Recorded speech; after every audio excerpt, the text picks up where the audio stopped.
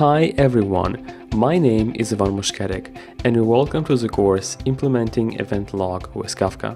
I am a principal software engineer and a tech lead. Nowadays, everybody is implementing microservices. The idea of splitting a single application into multiple, smaller applications has lots of benefits. It is very compelling, but it can bring a whole host of issues when developing complex applications. In this course, we are going to learn how to build event-driven applications around immutable events stored in Kafka. This might sound odd and even counterintuitive, but you will see how this allows to build more robust applications.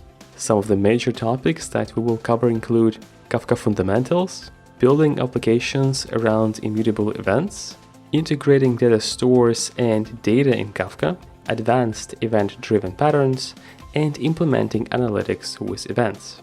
By the end of this course, you will know how to develop advanced event-driven microservices using Kafka.